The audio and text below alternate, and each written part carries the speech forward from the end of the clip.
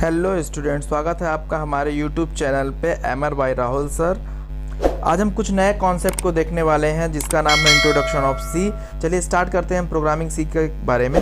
Programme C is a general purpose procedural computer programming language supporting structured programming. जो C language है वो general purpose procedural oriented programming language है जो कि top to bottom approach पे work करती है, यानी सी को ऊपर से नीचे की तरफ लिखा भी जाता है और सी को ऊपर से नीचे की तरफ कंपाइल भी किया जाता है, तो यानी वो रीड भी उसी तरह होती है। तो ये एक स्ट्रक्चर्ड प्रोग्राम है जो कि बहुत पावरफुल प्रोग्रामिंग मानी जाती है, जो कि बिगिनर्स और बेसिक कॉन्सेप्ट के साथ तैयार की गई है। तो इसके आविष्कारक डेनिस रिची थे जिन्होंने 1972 में AT&T बेल लेबोरेटरी यूएसए में इसका आविष्कार किया, और इससे पहले कई सारी लैंग्वेजेस थी जिसका यूज़ करके डेनिस रिची ने एक नई लैंग्वेज बनाई थी जिसका नाम दिया उन्होंने सी लैंग्वेज। तो सी लैंग्वेज का भी नाम इसलिए पड़ा क्योंकि इससे पहले की जो लैंग्वेज थी वो बी लैंग्वेज थी, इसलिए उन्होंने अगली अपनी लैंग्वेज को सी लैंग्वेज दे दिया और वो सी के नाम से विख्यात हुई। तो देखिए यहाँ पे जैसे टेबल में दिख रहा होगा कुछ लैंग्वेजेस दी गई जैसे BCPL B। तो ये दोनों लैंग्वेजेस पहले बाइनरी लेवल पे थी यानी मशीन लेवल पे थी और हाई लेवल पे इनका यूज़ नहीं हो पा रहा था, यानी इनको करना बहुत कठिन हो रहा था यूजर्स के लिए। तो इन्होंने क्या किया, डेनिस रिची ने, इन्होंने हाई लेवल लैंग्वेज के साथ उतारा सी को, जो कि यूजर के लिए या प्रोग्रामर के लिए प्रोग्राम करना बहुत ही आसान था। फिर इसके बाद इसके कई सारे वर्जन्स आए, इन वर्जन्स का यूज़ करके सी को और स्ट्रॉन्ग बनाया गया। फिर ANSI C आया, ANSI C ISO C आया, फिर C99 आया। तो ये सारे सी के वर्जन्स थे और ये वर्जन्स अपडेटेड हुए, थोड़े कुछ ना कुछ इसमें अपडेशन हुआ जिससे कि ये और पावरफुल होती गई। तो ये है बेसिक इंट्रोडक्शन ऑफ सी। आइए हम देखते हैं कि इस पूरे वीडियो में क्या क्या चीज़ें कवर करेंगे जिसको हम आगे इन वीडियोस पे पढ़ने वाले हैं। जैसा कि आप लोग को पता ही है कि हमारे यूट्यूब का चैनल पहले था स्टूडेंट सॉल्यूशंस, जो कि चेंज होके हो गया है एमआर बाय राहुल सर। तो चलिए आइए देखते हैं हम कि इन वीडियोस में हम क्या क्या कवर करने वाले हैं, आने वाला वीडियो और इस वीडियो में हम क्या क्या कवर करेंगे। तो इस वीडियो में हम कवर करने वाले हैं सबसे पहले तो फ्लो चार्ट, फिर उसके बाद हम कवर करेंगे कीवर्ड, और देन उसके बाद हम कवर करेंगे अगले वीडियो में डेटा टाइप, और फिर इसके बाद करेंगे वेरिएबल। तो ये 4 मेजर टॉपिक्स हैं हमारे प्रोग्रामिंग सी के बेसिक, जिनका यूज़ करना बहुत ज़रूरी है, इसके बारे में पता होना भी बहुत ज़रूरी है। तो आइए हम इस वीडियो में सिर्फ 2 टॉपिक को कवर करेंगे, एक फ्लो चार्ट, दूसरा कीवर्ड। फिर इसके बाद का जो वीडियो आएगा उस पर हम कवर करेंगे डेटा टाइप और वेरिएबल्स। तो आइए स्टार्ट करते हैं हम फ्लो चार्ट। फ्लो चार्ट क्या होता है ये समझते हैं। किसी एल्गोरिदम को डायग्राम के माध्यम से रिप्रेजेंट करना ही फ्लो चार्ट कहलाता है। जब किसी एल्गोरिदम को हम डायग्राम के माध्यम से प्रेजेंट करते हैं किसी के सामने, तो वो कहलाता है हमारा फ्लो चार्ट। फ्लो चार्ट के कुछ प्री डिफाइंड सिंबल्स होते हैं जिनका यूज़ करके फ्लो चार्ट को डिज़ाइन किया जाता है। ठीक है, तो आइए देखते हैं कुछ बेसिक फ्लो चार्ट्स के सिंबल्स जिनका यूज़ करके हम फ्लो चार्ट को बनाएंगे। फ्लो चार्ट के बहुत सारे सिंबल्स हैं, लेकिन हम कुछ बेसिक सिंबल्स को चुन के लाए हैं और उन्हीं को हम आगे पढ़ेंगे। तो ये कुछ 6 सिंबल है हमारे पास फ्लो चार्ट के, जो बेसिक एक बिगिनर्स के लिए जानना बहुत ज़रूरी है। तो आइए देखते हैं ये पूरे के पूरे फ्लो चार्ट्स क्या काम करते हैं। पहला फ्लो लाइन। फ्लो लाइन हमें ये बताता है कि हमारा जो फ्लो चार्ट है वो किस डायरेक्शन पे मूव कर रहा है। चलिए आगे बढ़ते हैं, आगे देखते हैं हमें start and stop symbol. Start and stop symbol का यूज़ हम करते हैं ताकि हम फ्लो चार्ट को कहाँ से स्टार्ट कर रहे हैं और कहाँ पे एंड कर रहे हैं ये बताने के लिए स्टार्ट एंड स्टॉप का यूज़ किया जाता है। देन फिर अगला जो हमारा फ्लो चार्ट डिज़ाइन है उसको बोलते हैं इनपुट आउटपुट। सभी इनपुट्स और सभी आउटपुट के लिए हम इस सिंबल का यूज़ करते हैं। फ्लो चार्ट में जितने भी इनपुट आते हैं वो इसी सिंबल में लिखे जाते हैं और जो भी आउटपुट आएगा उस फ्लो चार्ट का वो भी इसी सिंबल में लिखा जाएगा। चलिए आगे की तरफ बढ़ते हैं। तो आगे देखते हैं हम, हमारे पास है एक नया सिंबल जिसको हम बोलते हैं प्रोसेसिंग सिंबल। प्रोसेसिंग सिंबल क्या होते हैं, जब कोई फ्लो चार्ट कोई भी प्रोसेस करता है, जैसे लाइक C=A+B, ये एक प्रोसेस है। जब C=A+B हुआ तो A+B क्या है, एक प्रोसेस है। जब भी कोई प्रोसेस लिखी जाती है तो वो इसी सिंबल पे लिखी जाती है। चलिए उसके आगे देखते हैं। उसके आगे हमारा जो अगला सिंबल है उसका नाम है डायमंड सिंबल, जो कि डिसीजन मेकिंग है, जो डिसीजन को दिखाता है। मतलब जब दो वेरिएबल को आपस में कंपेयर किया जाता है तो उन दो वेरिएबल को कंपेयर करने के बाद हमारे पास दो रिजल्ट आते हैं। एक रिजल्ट आता है ट्रू का और एक रिजल्ट आता है फॉल्स का। ठीक है ना। ये कंडीशन क्या होती है, इफ़ ए बड़ा है बी से। यदि ये कंडीशन दी हुई है तो इसके दो रिजल्ट आएंगे।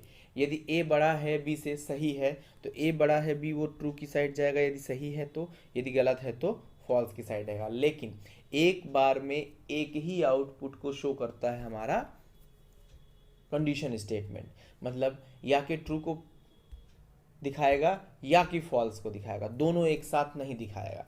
या कि ट्रू दिखाएगा या कि फॉल्स दिखाएगा। ठीक है। इसके बाद आता है पेज कनेक्टर। अगला जो हमारा फ्लोचार्ट डायग्राम है वो है पेज कनेक्टर। पेज कनेक्टर क्या है, जब भी हम सपोज कोई बड़ा फ्लोचार्ट बना रहे हैं और बड़े फ्लोचार्ट को बनाते समय यदि हमारा पेज छोटा हो जाए और हमको अगले पेज पे अपने फ्लो चार्ट को ले जाना हो तो उस कंडीशन पे क्या होता है कि देखने वाले को ये नहीं पता चलता है कि हमारा फ्लो चार्ट कंप्लीट है या नहीं। इस कंडीशन पे हमारे पास एक कनेक्टर दिया गया है जिसको हम पेज इंड पे ऐसा कुछ लगा देते हैं, यानी एक एरो बना के उसके नीचे एक ये सिंबल रख देते हैं ताकि हमें ये पता चल जाता है कि इसके नीचे भी अभी फ्लो चार्ट बचा हुआ है। और जब अगले पेज में उस फ्लो चार्ट को हम स्टार्ट करते हैं तो वहाँ पे भी एक ऐसा सिंबल लगाते हैं ताकि अगले पेज को भी ये पता चल जाए कि हमारा फ्लो चार्ट इससे पहले किसी और पेज पे है।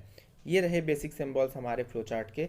आइए कुछ एग्जांपल के तौर पे हम देखते हैं कि फ्लो चार्ट को कैसे सॉल्व किया जा सकता है। देखिए एक एग्जांपल है हमारे पास छोटा सा, design flow chart for print simple word hello viewers. एक एग्जांपल है जिसमें हमको एक सिंपल मैसेज को प्रिंट करना है जिसका नाम है हेलो व्यूअर। एक टेक्स्ट है उसको प्रिंट करना है यथावत। तो देखिए इसको प्रिंट करने के लिए हम फ्लो चार्ट कैसे बनाएंगे। सबसे पहले हम स्टार्ट करेंगे, जैसा कि हम बता चुके हैं स्टार्ट सिंबल से हम स्टार्ट करेंगे, फिर इसका फ्लो बताएंगे। तो मैंने फ्लो लाइन से फ्लो बताया कि हमारा फ्लो चार्ट नीचे की तरफ जा रहा है। देन इसमें क्या है, इसमें किसी भी प्रकार का इनपुट तो है नहीं, इसमें सीधे सीधे प्रिंट करने के लिए बोल रहा है। प्रिंट करना मतलब आउटपुट पे आता है, तो हम आउटपुट सिंबल का यूज़ करेंगे। आउटपुट सिंबल और इनपुट सिंबल दोनों सेम होते हैं। देखिए मैंने यहाँ पे आउटपुट सिंबल लिखा और आउटपुट सिंबल में मैंने उस मैसेज को लिखा जिस मैसेज को वो प्रिंट करने के लिए कह रहा था। उसके बाद हम आगे बढ़ते हैं, फिर फ्लो लाइन को दिखाते हैं और देन हम इसके बाद क्या करते हैं, अपना फ्लो चार्ट स्टॉप करते हैं या एंड करते हैं। तो इस तरह से हमारा एक कंप्लीट फ्लो चार्ट बनता है जिससे कि हमको ये पता चल रहा है कि हेलो व्यूअर नाम का एक मैसेज है जो कि फ्लो चार्ट में प्रिंट होता हुआ दिखाई दे रहा है। चलिए इसके अलावा हम कुछ इनपुट्स वेरिएबल वाले देखते हैं कि इनपुट्स वेरिएबल वाले आएंगे तो कैसा सॉल्व करेंगे। देखिए ये एक इनपुट वेरिएबल वाला फ्लो चार्ट है हमारे पास। हमको दो नंबर को जोड़ना है, एक्स और वाई को मुझे जोड़ना है और एक्स वाई को जोड़ के मुझे एक वेरिएबल में रखना है। उस वेरिएबल का नाम है सम। तो एक्स वाई की वैल्यू को सम के अंदर रखना है। तो देखिए यहाँ पे हमने फ्लो चार्ट को स्टार्ट किया है। फ्लो चार्ट को स्टार्ट करने के बाद हमने क्या किया, हमने इनपुट सिंबल्स लिए। इनपुट सिंबल्स में हमने क्या किया, हमने सभी वेरिएबल्स को लिख दिया। अब कितने वेरिएबल्स यूज होने हैं हमारे, एक्स बाई जिनकी वैल्यू प्लस करनी है और सम जिसमें वैल्यू को रखना है। तो हमने क्या किया, तीन वेरिएबल ले लिया। क्या ले लिया, इनपुट तीन वेरिएबल एक्स बाई और सम। ठीक है, एक्स बाई सम के बाद हमको जोड़ना है। जोड़ना किस पे आता है, प्रोसेस पे आता है। जोड़ना घटाना गुणा भाग ये सब किस पे आता है, प्रोसेस पे आता है। हमने एक प्रोसेस लगाई। क्या प्रोसेस लगाई, sum equal to X plus Y. Sum equal to X plus Y लगाई। उसके बाद हम नीचे आ गए।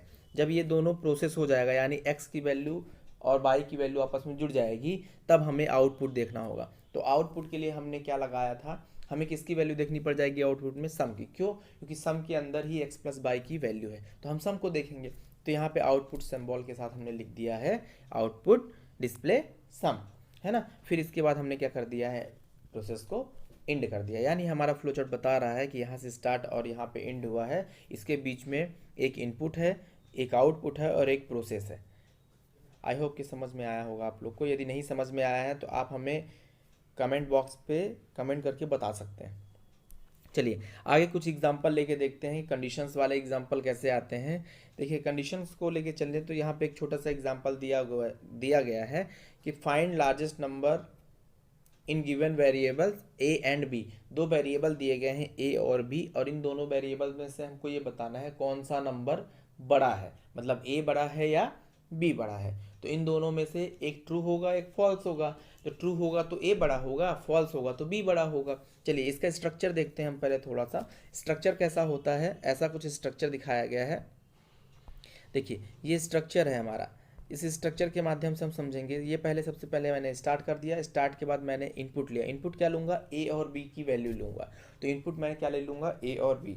फिर इसके बाद क्या करूँगा, इस पर क्या लगाऊंगा, डिसीजन सिंबल लगाऊंगा, यानी डायमंड लगाऊंगा। डायमंड के बाद इसमें हम चेक कराएंगे ए ग्रेटर देन बी, ए बड़ा है बी से। यदि ए बड़ा है बी से, यदि कोई प्रोसेस होगी तो प्रोसेस होगी, आफ्टर देन वो फिर आउटपुट शो करके इंड हो जाएगा। या कि गलत होगा तो भी उसमें प्रोसेस होगी गलत की, और फिर वो जाके इंड हो जाएगा। आइए एग्जाम्पल के माध्यम से समझते हैं इसको।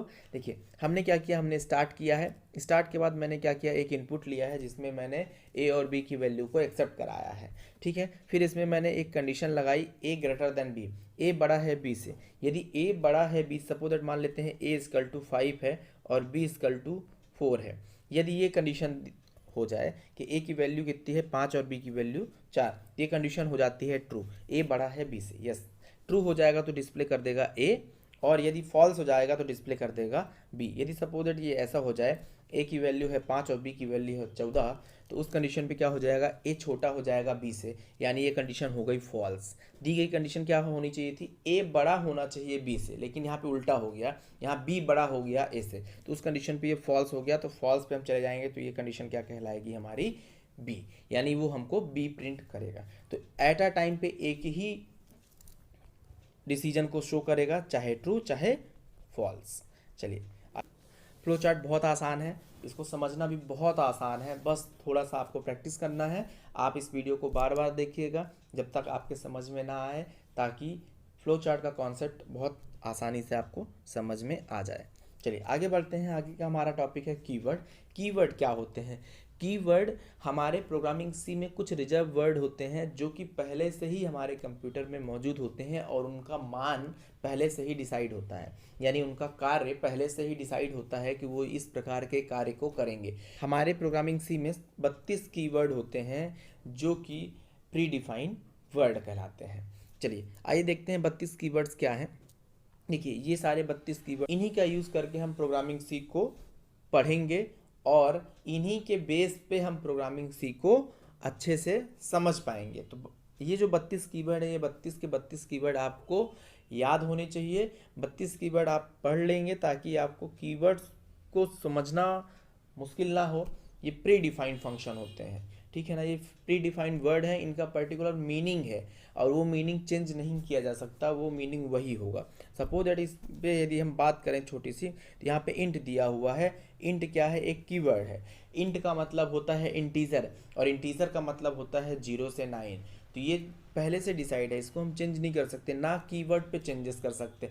ऐसा नहीं है कि मैंने इंटीजर बोला है, इंट का मतलब तो आप इंटीजर लिख देंगे, इंटीजर भी नहीं लिखा जा सकता, इसको इंट ही लिखना पड़ेगा आपको, INT। अब जैसे CHAR है, यहाँ पे CHAR मतलब होता है कैरेक्टर। कैरेक्टर को आप कैरेक्टर नहीं लिख सकते हैं, आपको CHAR ही लिखना पड़ेगा, तभी कीवर्ड काम करेगा। ठीक है, तो आई होप कि आप लोग ये एक बार याद कर लेंगे। 32 कीवर्ड हैं ये, 32 ही पूरे कीवर्ड्स को आपको रखना पड़ेगा। इन्हीं कीवर्ड्स का यूज़ करके हम आगे चल के प्रोग्राम्स को बनाएंगे। तो ये कीवर्ड्स आप अच्छे से याद करेंगे, नहीं समझ में आए तो आप बार बार क्या करेंगे, इस वीडियो को देखेंगे।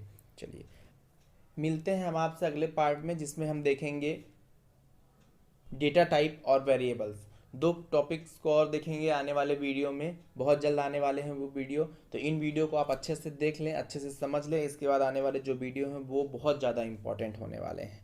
तो आगे मिलते हैं हम अगले वीडियो के साथ, उन 2 टॉपिक्स को कवर करेंगे।